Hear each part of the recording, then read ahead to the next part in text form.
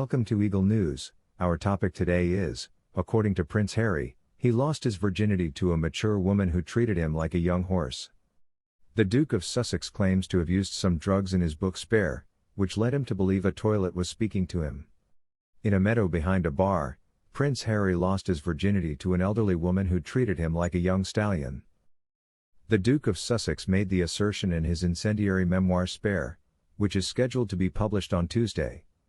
The book has already been on sale in Spain, where many retailers were able to acquire a copy in that language.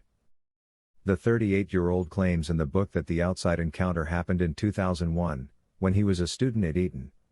At the time, King Charles III's youngest son would have been 17 years old. Harry called it an inglorious episode, according to page 6. She had a strong affinity for horses and treated me like a young stallion. He explained, quick ride, then she smacked my rump and sent me to grace. Among the numerous incorrect things about it. It took place in a green area behind a crowded bar. The mysterious woman was not named by the British royalty.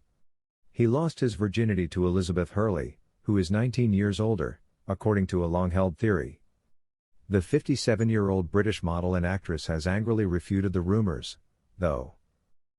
Catherine Amani, a former Real Housewives cast member, claimed in November that she dated Harry for a month when she was a 34-year-old mother of 2 children. He was 21 years old at the time, she said. Relationships were the last thing on her mind, she continued. From 2004 through 2011, Harry dated Chelsea Davy, a 37-year-old businesswoman from Zimbabwe, intermittently.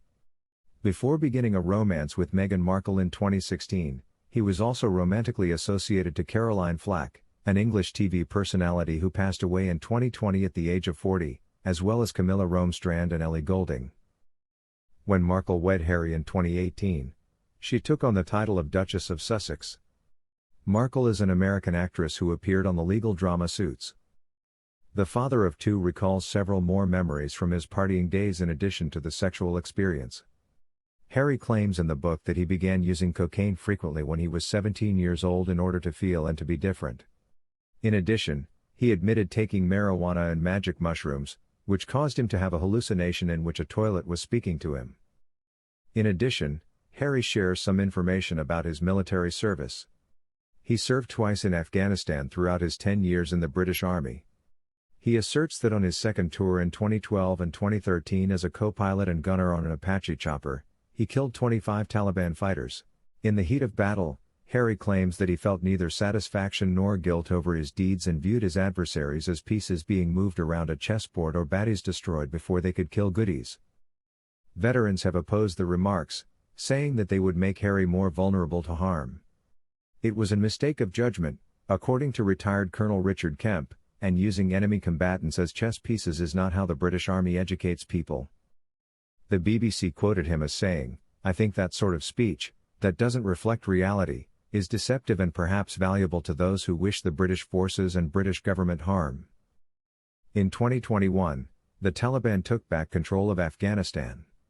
Harry's remarks, according to Abdul Kahar Baki, a spokesman for the Afghan Foreign Ministry, are a microcosm of the agony experienced by Afghans at the hands of occupation forces who slaughtered innocents without any responsibility. Harry branded the Western invasion of Afghanistan odious. The British media has been electrified by Harry's numerous revelations, but Buckingham Palace has erected a wall of silence. Officials from the palace have declined to respond to any of Harry's accusations. An inquiry for comment from Fox News Digital was not immediately answered by Charles' 74-year-old spokeswoman. Prince William and Kate Middleton's legal team, Kensington Palace, told Fox News Digital that they had no further comment.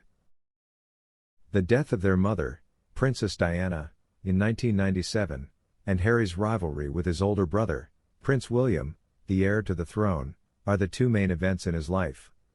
Harry, who was 12 years old at the time, has never been able to forgive the press for Diana's passing in a vehicle accident while being chased by journalists.